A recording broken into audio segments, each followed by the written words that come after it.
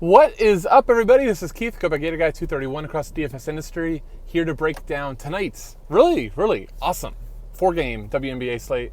Super excited to get back to 4-gamers. Those have always been some of my favorite slates, and this is definitely no exception in terms of just the quality of places like up and down, or the spots up and down. So just a quick reminder, bottom right of the screen is the subscribe button. Please like, subscribe, comment. It all really helps. I'm going to try to make this as straight as possible for you guys in terms of the camera. But anyhow, driving through beautiful Tampa. If anybody ever, I've had a few people DM me on Twitter asking when I'm doing these driving tours where I'm at. It's Tampa, Florida. All right, let's get into the picks. First off, let's just make acknowledgement that the Phoenix spot is the best spot, in my opinion, on the slate. It's a great matchup, and they're incredibly short-handed. So first player in my lineups on both sites is Skylar Diggins-Smith. She's now doing a little bit of everything with DT off the floor. Additionally, there's just not much scoring without DT there. Like, this was a team that was already incredibly dependent on Skylar, on Taurasi, and on Griner to do the scoring. You take one of those big three out, and you've just got huge usage and huge opportunity.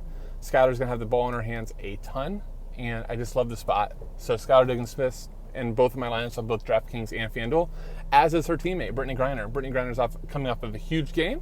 I believe that was a slate that I had a video out and talked her up, but she was a smash play last slate. She is a smashier, if that's even a word, play here. She's a plug and play on both sides. Now is going to be where we're going to get a little differentiation.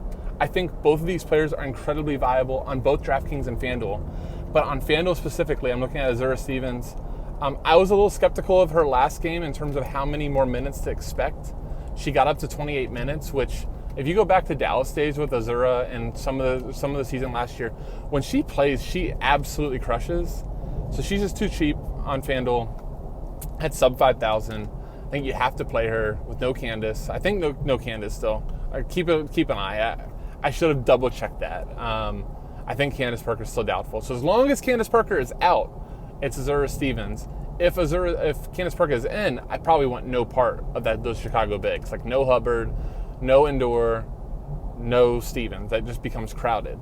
But yeah, love Azura Stevens. On DraftKings, I'm all about Amanda Zahui, and that's going to be largely dependent on Chinny's. I can never say her name right. I'm not even going to try. On Chinny's status. I think on DraftKings, because Zahui is such a misprice at 7,000, that even if Chinny is in, I think you're probably still playing with Zahui. She was huge points per minute monster for New York last year and the year before.